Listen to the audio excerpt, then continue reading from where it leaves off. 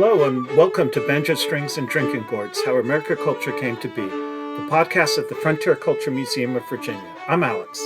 And I'm Rachel. Today we have our guest, Naomi Akogwu, who is going to be talking about some very interesting things, especially her specific research interest. Welcome to the show, Naomi. Hi, Rachel. I'm glad to be here. So why don't you give us a little bit of background on your research topics and just your education in general? Yeah, so again, thanks for having me. I'm an agricultural and public historian by training. So I have an undergraduate degree from Penn State, just in regular history, as well as an anthropology degree, and with the focus on cultural anthropology. And then I went on to get a master's degree in public history, and I could choose whatever research I wanted for my thesis, and I chose to write about agricultural improvement in American agriculture. So from about the 1780s to the 1870s. So basically, agricultural improvement. And I like to learn and study about agriculture all throughout time. If it's 10,000 years ago or so when folks started farming and cultivating plants on purpose, and as well as shepherding animals, or if it's today and the latest ag topics. That's what I'm passionate about. And one of the things is that you didn't say you grew up on a farm. Oh, yes. So, I grew up on a dairy farm and a vegetable farm, so I spent many hours doing lots of grunt work. But I enjoy doing physical labor, and I find it very satisfying to take care of plants and animals and help feed the planet. All right, so the topic that you are picking on is agricultural improvements, and you said from 1780 all the way up to 1870. Is this the time period that a lot of historians call an agricultural revolution? Yes, and especially, more specifically, the agricultural revolution in the United States. European countries like England, France, and Germany, they sort of started the agricultural improvement revolution a little bit before the United States. So, like, for example, you have people like Jethro Tull. He was an Englishman, and he was doing agricultural improvement stuff in the early 1800s. So when you say agricultural improvement, what exactly do you mean? Are we talking machinery? Are we talking methodology? What are you actually talking about? Good question. Sorry, I get really excited.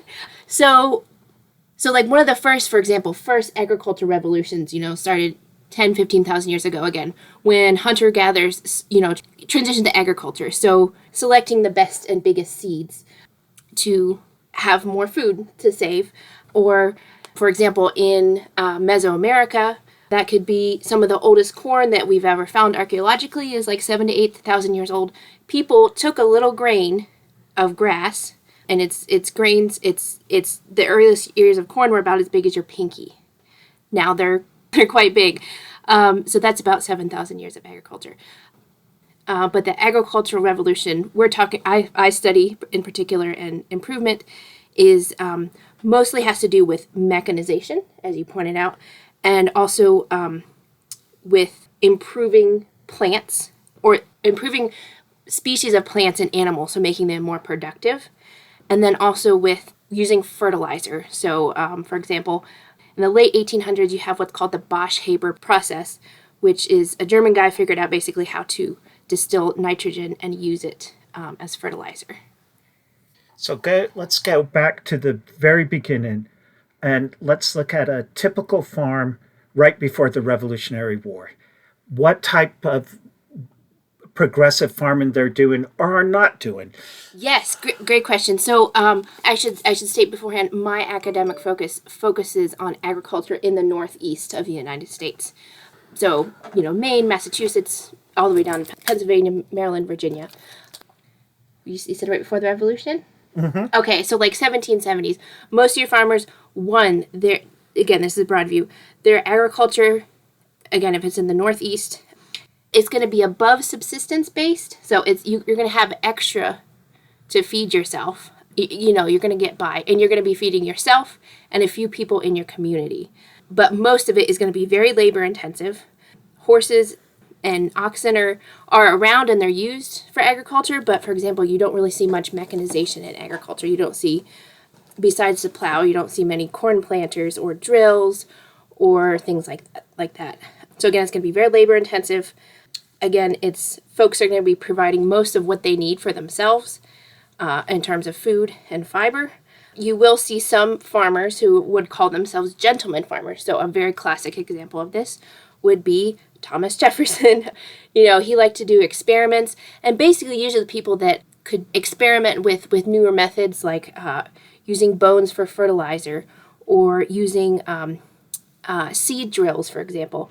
They're usually folks that have more wealth. And again, I focus more so in the north. So again, those folks are few and far between. They're really concerned with trying to make agriculture more efficient. So how do we get, for example, more eggs from our chickens? Well, for example, we could maybe feed supplements, nutritional supplements, or how do we get the most milk from our cows? But again, your average person, I'd say like 90% or more, are just going to be farmers who have been doing what they've been doing since the Middle Ages.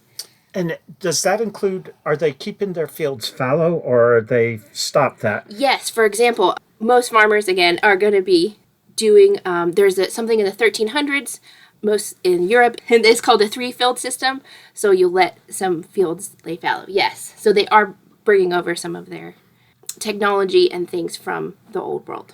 And is anyone at this time practicing trying to improve, say, the size of cows or the size of horses? Yes. So, yes, thanks for asking that question. Yes, there are folks who are trying to, one, make animals larger. As we know that, like if you come here to the museum, you can see our red Devon cows. They're quite smaller, much smaller than our average either beef or dairy cows. So yes, there are folks trying to make animals larger. Again, more efficient. So like how can you get a pig to get as fat as fast as possible? Horses run faster, things like that. Say again, 1770s, 1790s, there's only a very few select folks in the United States doing that. We're mostly copying what we see in Europe. So is that linked, you said they're mostly the wealthy who are involved in this. Is that linked with also education levels? Yes. So yes. Sorry, I get excited. So education and also Enlightenment theory. There's lots of Enlightenment thoughts going around, like rights of man and blah, blah, blah, blah, blah. But then there's also thoughts of like, how can we make agriculture more scientific and also therefore more respectable? So, traditionally wealthier people would get a classics education. So Greek, Latin, a lot of memorization, arts and things like that. Whereas scientific education, like again, agriculture, physics, chemistry, those fields are very new. And the idea of applying science to agriculture is really a new thing. And that's kind of what's happening is Enlightenment ideals and science. And people think, hey, we can put this to agriculture and make more food and more fiber and more fuel and basically have a higher standard of living for everyone. So what is the likelihood of an average farmer in the early 19th century being able to attend an agricultural college? And was it even worthwhile to get a degree? So we'll say in the 40s and 50s and 60s, we'll talk about then. I'll address the answer then because that's when agricultural colleges really start. So, for example, again, just give some background. They start in states individually, but then when Abraham Lincoln creates the United States Department of Agriculture in 1861 and 2, there is funding for state colleges through what's called the land grant. So Penn State, Virginia Tech, Cornell, Ohio State, these are all land grant universities. What is the likelihood of the average farmer? For the first few decades, it's selective, more well-to-do families that can send their son to college. And it's also going to be those, again, more wealthy, more educated, more well-to-do families that are even going to be interested in sending their son to a farm. And it's all men in the beginning. Again, because they're the folks that have these ideals of agriculture improvement and they're interested in progressive technology and ideals. But you see those numbers increase, like today, if you're, say, a farmer in Pennsylvania where I'm from, and you want to go to agricultural college, other than the cost of, needing student loans, it is something that you can readily go to. There are many agricultural colleges and tech schools. Growing up on a farm, is it something that farmers need to do to go to college to keep up with the technology that's occurring right now, or is it more of a luxury? In my personal opinion, yes, it is. You will, like, I've had friends, who grew up, they're like, oh, I don't need to go to college. And, they can still farm and they can do fine. But in my experience and my observation, again, because it's so competitive to be a farmer nowadays. Like, you don't see people just, dropping everything to become a farmer because it's really capital intensive. And to your point, it takes a lot of specialized knowledge these days. If you're going to be a commercial farmer, if you want to have, do what's called homesteading nowadays, which I think is great, have some chickens in your backyard and a big garden, that can be much less capital intensive. But if you're going to be a commercial farmer, it's kind of get big or get out, unfortunately. And I think the pendulum kind of has swung to the extreme of where you have to get so big, and that can create, in my opinion, problems with monopolies, or corporations who don't really care about treating the environment so great, or treating their employees that great, or the quality of their food because they're just concerned about getting the most out there and not the best quality. That's my opinion. Some people may not like that opinion, but it is my opinion from my experience. Now, getting back, I know the first U.S. Census was done in 1790. Mm-hmm. What was the percentage of people who classified as farmers? About 90% of folks in the United States with the first census were farmers. I think agriculture is a great thing to educate about is if today, for example, less than 2% of Americans are in production agriculture. In the past, you have mostly everybody is a farmer, right? And now today you have a very few people, again, less than 2% are feeding everybody else. So it's almost completely switched.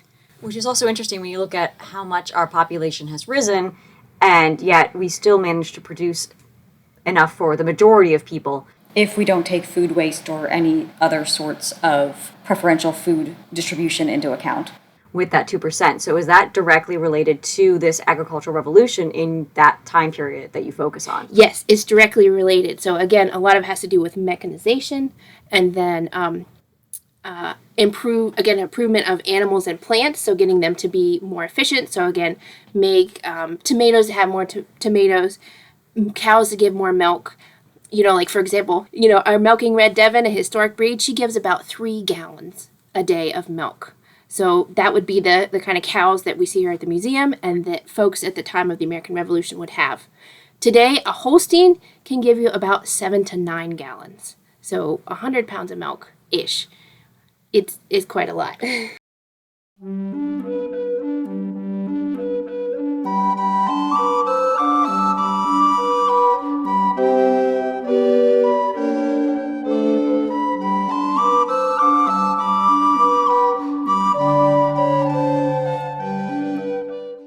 Now, the question I have, because it seems that the goal is, as you get more efficient, there are less people farming. Is this a policy of the new U.S. government to try to get less people farming to enter into, say, manufacturing? Or is this something that is just happening with no further planning by any government organization? Yes, that's a great point. So this is kind of a silly thing and a contradiction about the agricultural improvement revolution in the late 1700s to the 1800s is these policies, again, by state, local, and federal governments to do agricultural improvement. They're actually geared to try to get more people into farming, or at least to stay in farming, so they don't leave, again, because of what you're talking about, the Industrial Revolution. So that's another thing to think about is, while this agricultural revolution is going on, it's not happening in a vacuum. It's also happening while the Industrial Revolution is going to. Is it a chicken or the egg? Are people leaving to go, like, for example, if I'm a young woman and I live in Massachusetts and I go to Lowell to work at the cotton mill, am I leaving because my agricultural labor is so hard, like because it's backbreaking, like I'm going to be kind of stuck there economically, if I stay home and be like a farm wife and a farmer, or am I leaving because I can get better wages at the mill? So it's kind of catch-22. Did that answer your question? It's a little bit, because I'm also confused because we're also expanding westward. Yes. And as we're expanding westward, more farms are establishing. Uh-huh. So it would seem, I don't know. That it would probably be the best policy to try to keep more people on the farms than out of the farms.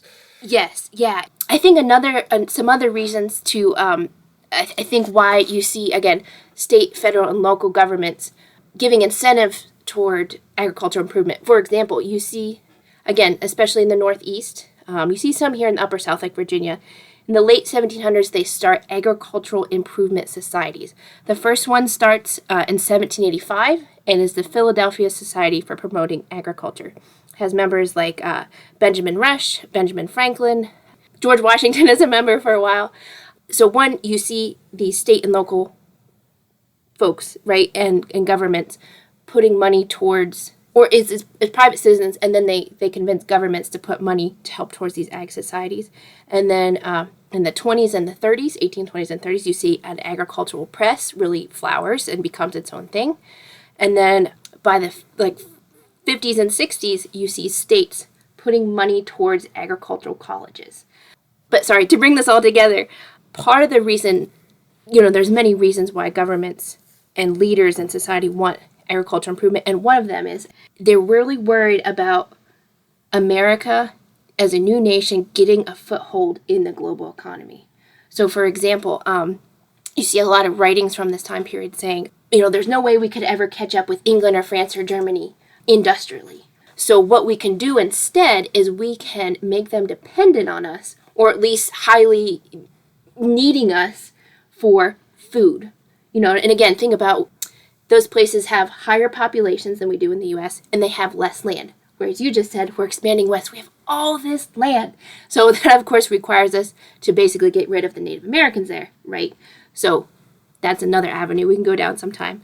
I really think there's great evidence to show that America is worried about getting a foothold in the capitalist marketplace. And also, again, remember, the British tried to come take us back in 1812. And you see a lot more letters after that, like, oh my gosh, they just burned down our capital. How are we going to keep ourselves secure? One way we can do that is, again, by food, fiber, and fuel production. So the policy is more farms, not less farms. Yes, at least, if not more farms, then at least keeping folks on the farm, because they're worried, again, that what if everyone goes to manufacturing? How are we going to feed ourselves? And then, that gives us a security blanket if we're exporting a bunch of grains and things to other factory workers that are in Europe.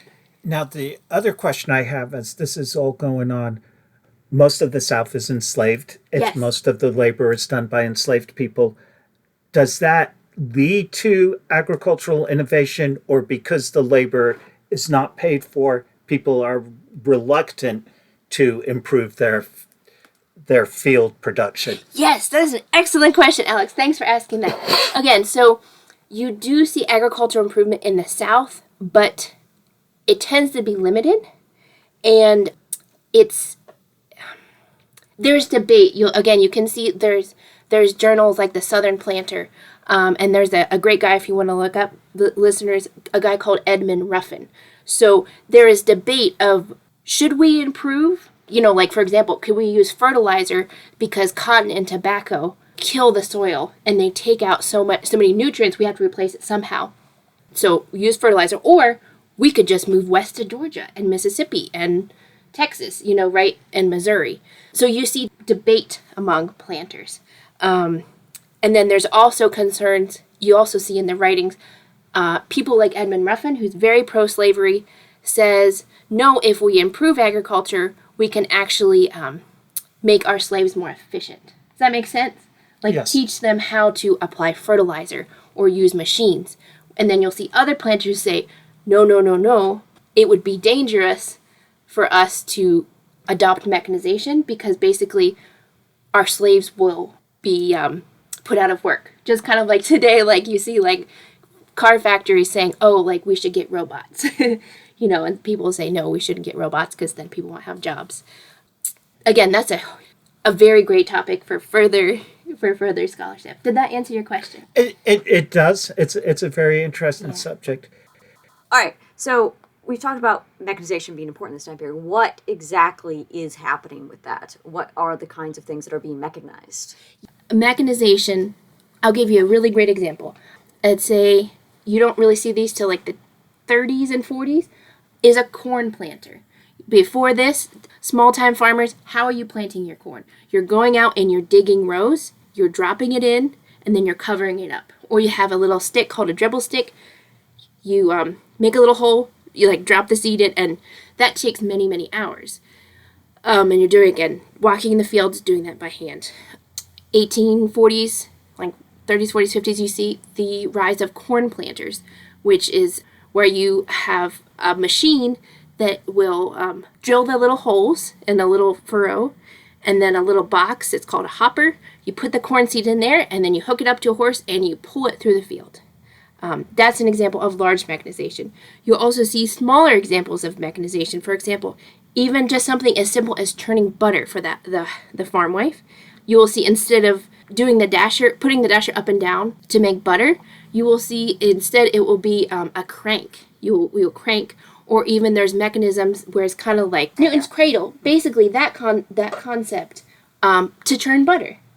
One of the biggest innovations took place really very close to right here, and that's the mechanical reaper. Yes, yeah. So again, gosh, it's escaped me right now what year that happened. But yes, again, by Cyrus McCormick, he kind of perfected it, but there seems to be good evidence that his father actually kind of did some of the early work on it. So again, one thing about the reaper is they're a great tool where, for example, it will cut the wheat down or whatever, or even hay for you, but they tend to be not very effective here on the East Coast because there's too many mountains and the fields are too small and there's lots of trees and stumps.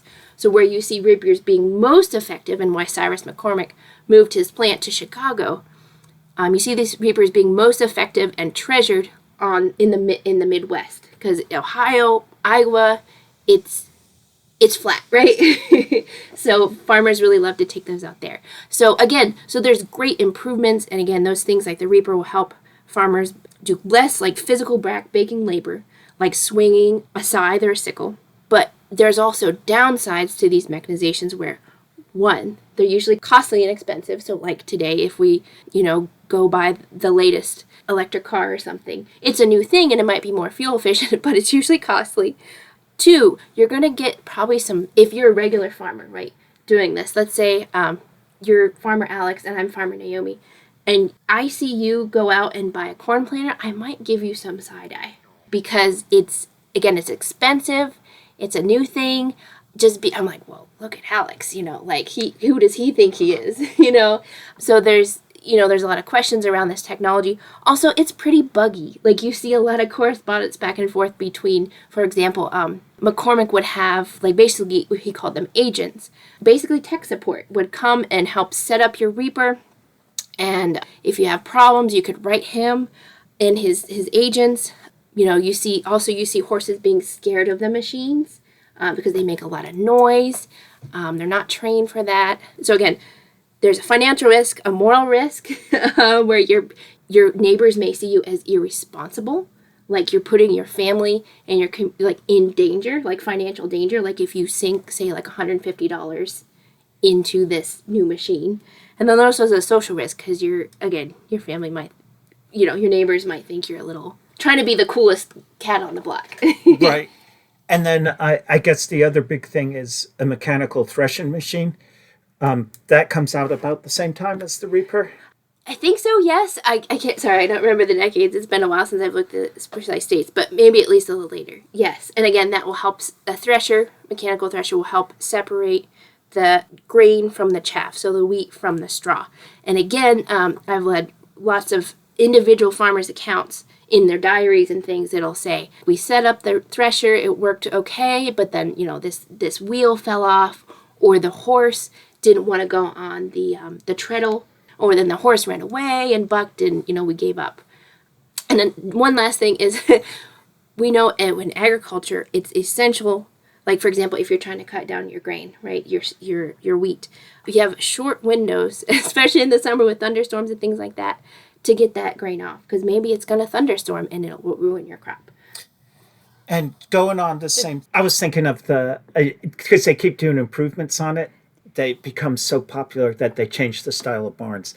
Because you have to have well, one, when it's a horse going around in a circle to charge the belts, you got to have a place to do that.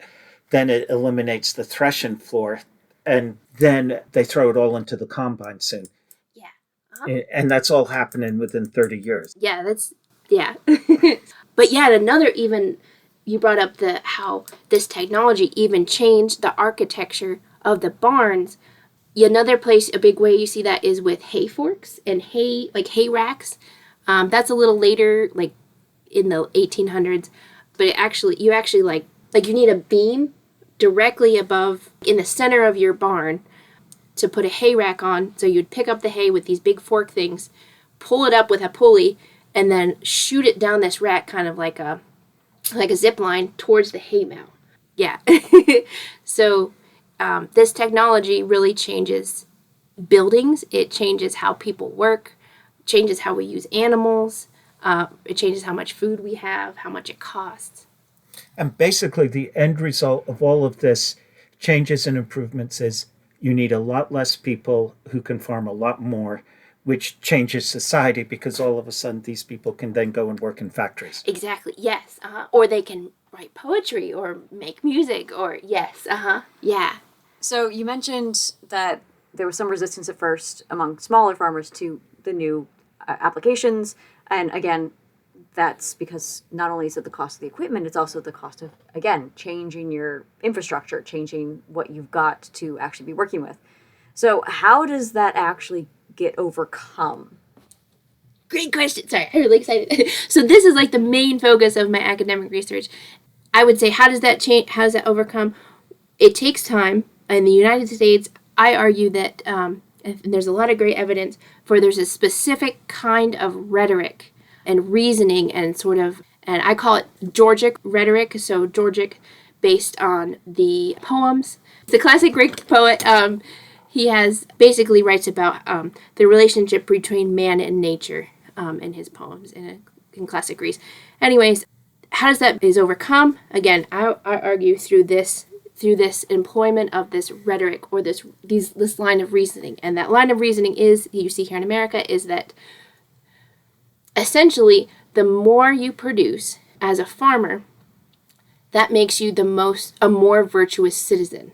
And these ideas, like if you've ever heard statements like, oh, farmers are the backbone of our society, or, like they're the hardest workers out there, or things like that. It's all these ideas about pumping up farmers, that if they work harder and use these new efficient methods, that can help lead to abundancy, that can help lead to security. And that security, because you're helping provide yourself, your family, your community, and your country with abundancy and security, that means you're a virtuous person. Because and this all ties in with ideals of a republic and democracy, and that you as an individual citizen have responsibility to go out and do things like vote, to educate your children, to show up to school board meetings, but you also to go to church, but you also have responsibilities, like if you're a farmer, to do the best job you can. It's very, very interesting. And looking at our museum, because we're showing homes from many, many farms, it is very interesting how they all change to the changes that take place in the late 18th into the 19th century. So our English farm stays a farm and stays a farm to the present day. It's in a very good location. I believe our Irish and German farms will go out of business. They're small and cannot compete with the new changes. When you look at our two American farms, the 1820s farm stays a farm. The 1850s farm, its heyday is in the 1850s, and it goes into a decline, and the land is no longer being farmed. And that all deals with the simple fact that if you're going to compete with the farmers who are buying all this machinery, you have to be more productive. But there's a point where the land cannot keep up with the new machinery and the new methods without them going bankrupt. Yes, and that again, as we talked at the beginning, about how American Revolution, about 90% of folks are farmers. Today it's less than 2%. That's kind of the outworking of that improved efficiency, and that ultimately ag improvement kind of killed what it was meant to save, if that makes sense. and it killed it killed agriculture in the sense that we got so efficient that people didn't need to be on the farm anymore, and or they chose not to be. And again, it's a chicken and the egg. Was it people, we got so efficient people could leave, or was it people were leaving so we had to get more efficient? Ultimately, people voted with their feet and they left the countryside and they moved to towns and cities. And the question I have, and this goes to the farm that you grew up in, has it changed over your lifetime? Has it become more modernized, or are these improvements still happening today? Yes. So, for example, we could talk about how when my mom was a child in the 60s, she remembers, this was on her farm, but it connects to what I'm about to say. She grew up on a dairy farm as I did. She remembers getting a pipeline for milk. Before when she was a really little girl, they milked the cows by hand and then took the pails into a big thing that's called a bulk tank. It's a big stainless steel tank, and they did that by hand. When she was a child, they got a pipeline where you hook the machines up to the cows and the milk never touches any human hands. And like for another example, when I was a kid, I remember something that we did is we got a combine. So if you know what combines are, that's a machine that will harvest your grains, sort out the chaff, and then you say if it's wheat, you have a truck file behind you and you dump that wheat into a little dump truck or tractor trailer that'll take it to somewhere to be turned into bread or something. Combines cost a lot of money. They're like $100,000 to $300,000. They're the same cost as a house. Another improvement I remember that we made, we started doing no-till, for example. So that requires, using less diesel, putting less emissions in the air. Also, something that we started doing when my dad was a kid was strip tillage, where if you have a farm or a field on the side of a hill, you put in strips of different crops so you don't have erosion. My parents have also been looking into getting what's called a methane digester for several years, if they can make it work. Basically, you put a tarp over your manure pit, and then that will catch the methane and turn it into electricity, and the farm could be self-sufficient. Yeah, there's so much new technology. What about computers? Yes, that's another thing we do. Like, for example, to track all our animals, we keep health records for them. If they have any medicines, any vet visits.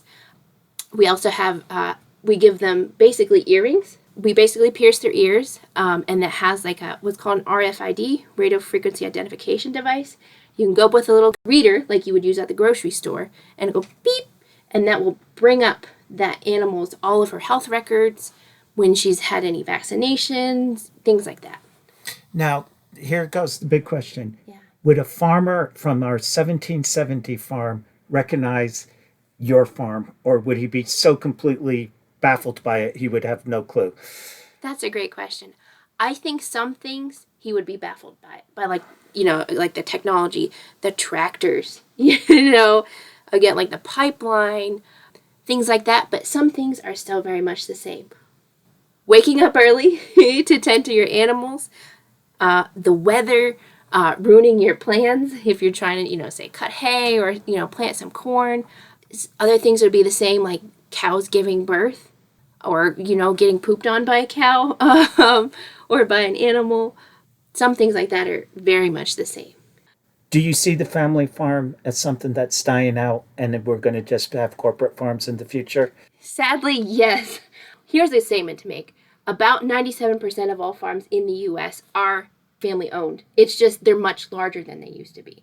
So, for example, like my family, my parents had it, and now there's multiple children involved, So now it includes my sister's family, my brother's family, and my other brother's family, plus employees.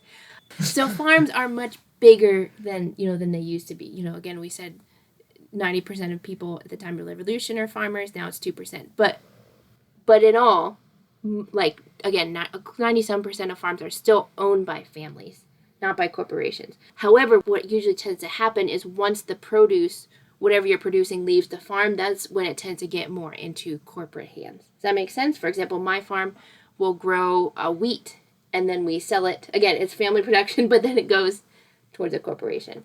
Or we make soybeans for ethanol, which is put in our gasoline, or our milk. There are co-ops, like farmer-owned co-ops, which I think are a great thing. Yeah, I think things are struggling. Another thing to bring up is or we don't have to bring this up, but the age of the average American farmer is getting pretty old. Last time I checked, I think it was like 65 or 67. So we need new people interested in ag, and I think we need to talk about it and find ways to get them interested in ag. But I do find hope because something I see a lot these days is people with no agricultural roots, or at least any recent agricultural roots. Everyone has been a farmer in their past. They're at least their great whatever, because we used to grow our own food. It's just regular folks will be like, I had someone in my church be like, hey, how do I grow a garden? Or like, have you ever had chickens? Or like, some neighbors down my street got backyard chickens. There seems to be so much interest in, growing your own food sovereignty, knowing where your food comes from, teaching your children about how to grow it, how to cook it. And I think that can only be a good thing. I think the museum here can be a great place because, one, we can look at history and get people interested in the past, but we can also use it as a space to get people interested about agriculture right now. Like, think about every time you eat, like, where did that food come from? What did it take to grow it? How can we grow this food more efficiently? Or perhaps maybe so we have less environmental impact. Or so it's not something where, if it's like avocados or something, that are connected to like drug cartels. I think the museum can be a place to think about and begin conversations, because we have to talk about where's our food and our fiber and fuel come from. At least start talking about how do we solve problems of tomorrow with insights from the past. All right. Well, thank you very much, Naomi. You're welcome. So we hope you enjoyed Banjo Strings and Drinking Gourds. We bring you historical episodes twice a month. If you've enjoyed this podcast, be sure to subscribe wherever you get your podcasts. And if you're in the area, be sure to check out the Frontier Culture Museum's evening lantern tours. These are 2-hour evening walking tours by lantern light, where you'll be entertained in several of the historic buildings by holiday sketches. Tickets are on sale now and they go fast. Be sure to reserve your preferred date and time soon. Thank you for listening.